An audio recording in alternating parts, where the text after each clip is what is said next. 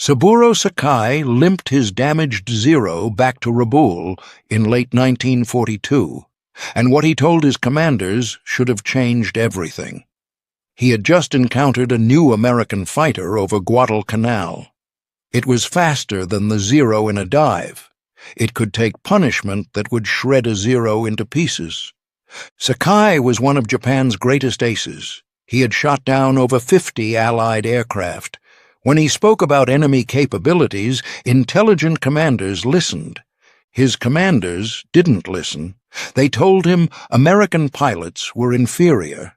They told him the Zero was still the greatest fighter in the Pacific. They told him to stop making excuses. Within 18 months, nearly every pilot Sakai had flown with would be dead. To understand what Japanese pilots lost, you have to understand what they had. In December 1941, the Mitsubishi A6M-0 was the most dangerous fighter aircraft in the world. Nothing else came close. The Zero could outclimb, outturn, and outrange every Allied fighter in the Pacific. It had been devastating Chinese pilots for 2 years before Pearl Harbor. American intelligence had dismissed reports of its capabilities as Asian exaggeration. They weren't exaggerating. In the first 6 months of the Pacific War, Zero pilots shot down Allied aircraft at a ratio of 12-1. They swept the skies over the Philippines, Malaya, the Dutch East Indies, and Burma. American, British, Dutch, and Australian pilots died by the hundreds. The Zero had a fatal flaw, and Japanese high command knew about it. They just didn't care. The aircraft had been designed for one purpose: maximum range and maneuverability. Everything else was sacrificed. The Zero had no armor plating. It had no self-sealing fuel tanks. A single incendiary round in the right place would turn it into a fireball. Japanese designers knew this. They calculated that offense was more important than defense. In June 1942, American forces recovered an intact Zero from Akutan Island in Alaska. The pilot had crashed during the Dutch harbor raid and broken his neck on impact. His aircraft was barely damaged. American engineers finally got their hands on Japan's secret weapon. The captured Zero was shipped to San Diego, repaired, and test-flown extensively. American pilots discovered exactly what they were dealing with. They also discovered its weaknesses. The Zero was incredibly maneuverable at low speeds, but above 275 miles per hour, its controls stiffened dramatically. It couldn't roll effectively at high speed.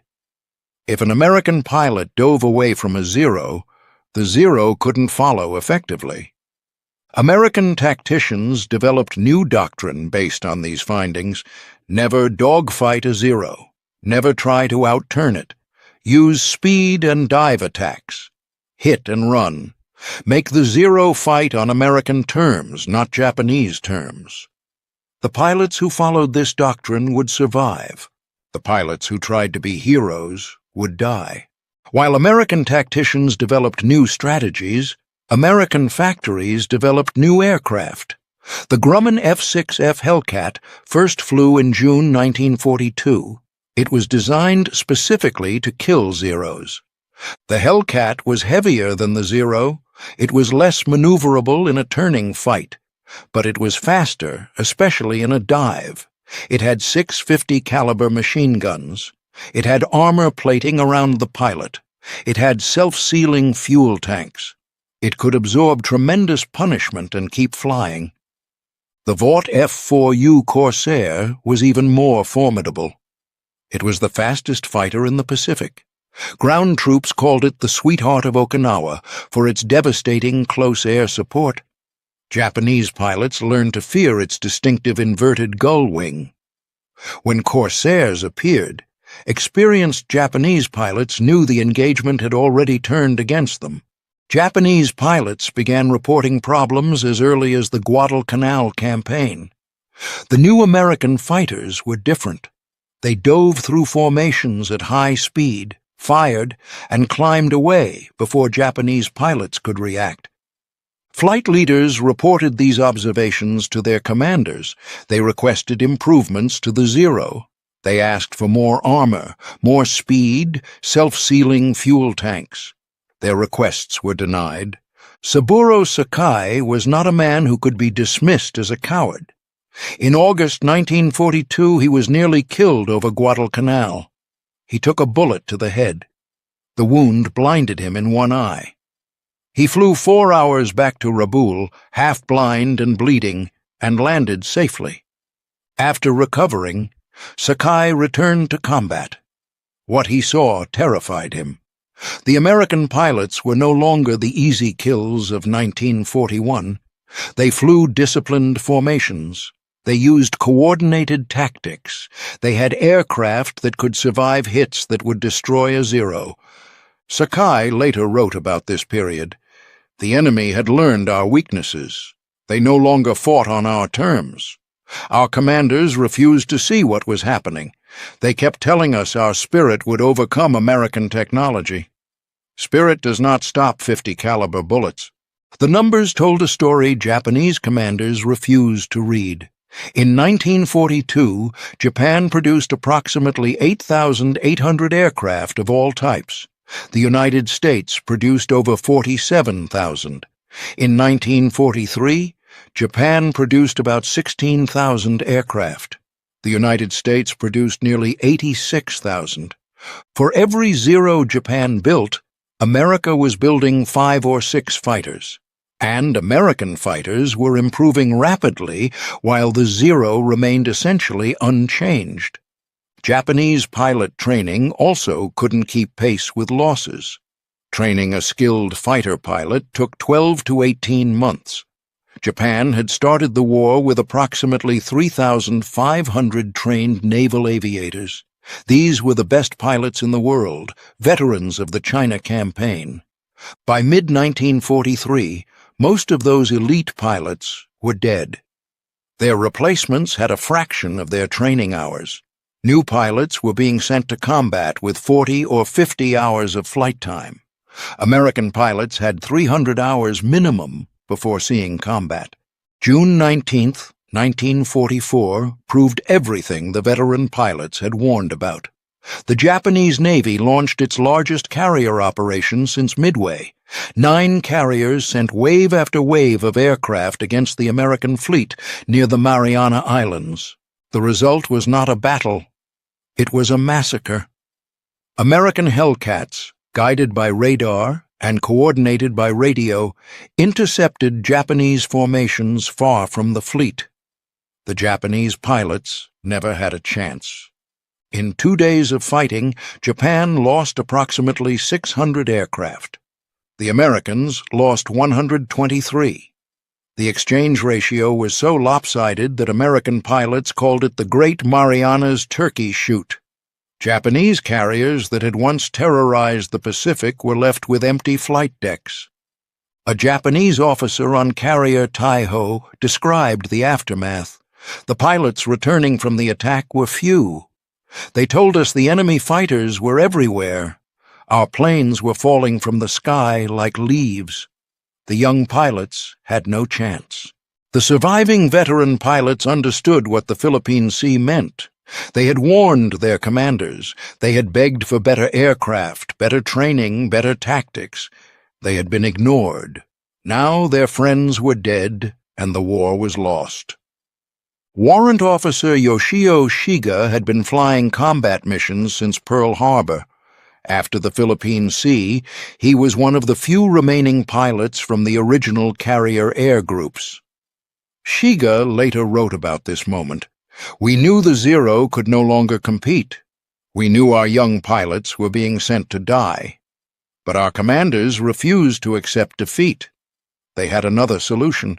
By October 1944, Japanese naval aviation had reached its final form.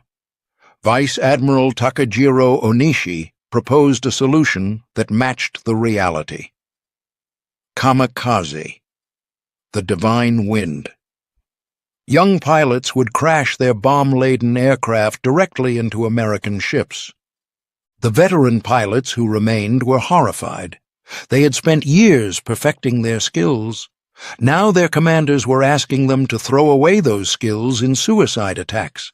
The tragedy was that conventional attacks had become suicide anyway. The Zero's decline had left no other option. By late 1944, Japan faced a crisis worse than aircraft production. They were running out of pilots. The elite aviators who had conquered the Pacific were almost entirely gone. Flight instructor Jiro Yoshida described the decline. In 1941, our pilots had 500 hours before combat. In 1942, it was 300 hours.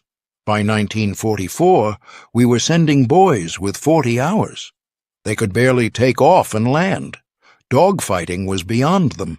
These young pilots were not cowards. Many were volunteers, eager to fight for their country. But courage cannot substitute for skill. They were facing American pilots with 10 times their experience, flying superior aircraft. The result was predictable slaughter. Japanese squadrons would launch with 12 aircraft and return with 2 or 3. New pilots would die on their first mission, never even seeing the enemy that killed them. The handful of Japanese aces who survived the war were remarkably honest about what had happened. Their accounts confirmed what commanders had refused to hear. Hiroyoshi Nishizawa was one of Japan's highest-scoring aces, with over 80 victories. Before his death in October 1944, he told fellow pilots the war was lost. Nishizawa put it simply, "The enemy has unlimited aircraft and pilots. We have limited both. Mathematics will defeat us even if skill does not." Tetsuzo Iwamoto, who survived the war with over 80 victories of his own, was blunt about command failures. "Our commanders killed our pilots with their stupidity. They refused to develop new aircraft. They refused to change tactics. They blamed fighting spirit when technology was the problem." Sakai echoed this assessment in his post-war memoir. The Zero was a sword, sharp, fast, deadly. But the Americans brought armor to a sword fight. They built aircraft that could absorb our attacks while their attacks destroyed us. In the final months of the war, Zeros were still flying. They just weren't fighting. Most were loaded with bombs for kamikaze missions.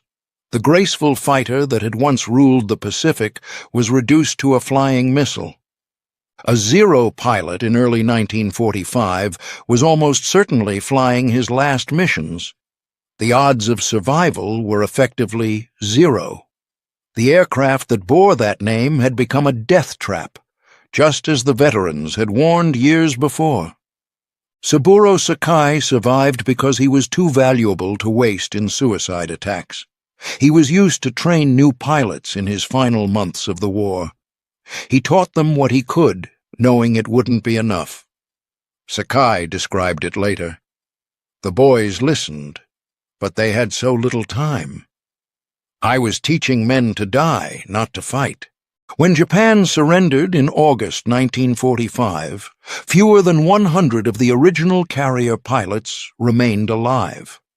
The elite force that had devastated Pearl Harbor, that had swept the Pacific, that had seemed invincible in 1941, had been almost completely destroyed. The survivors faced a defeated nation and a lifetime of memories.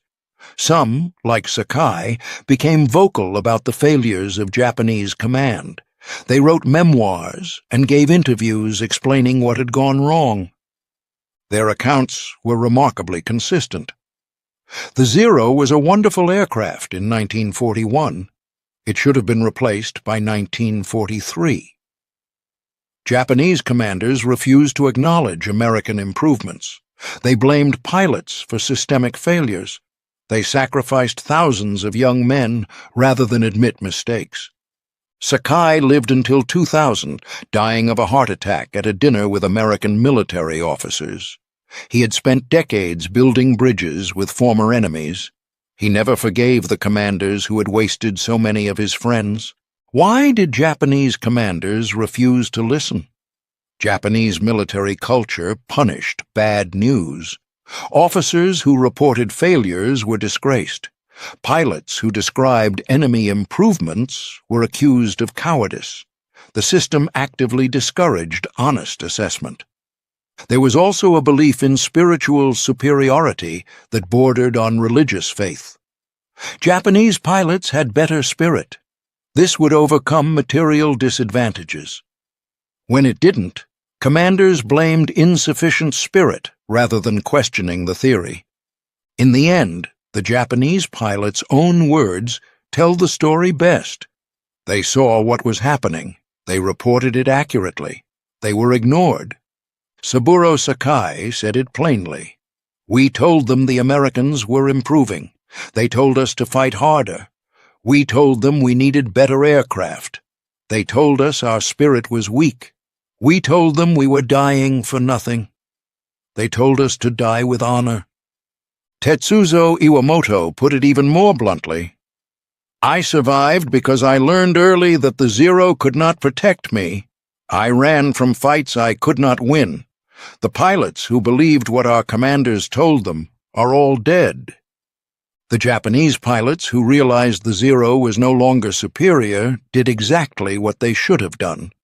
They warned their commanders. They requested improvements. They adapted their tactics. Their commanders did not listen. The tragedy was not that Japan lost the air war.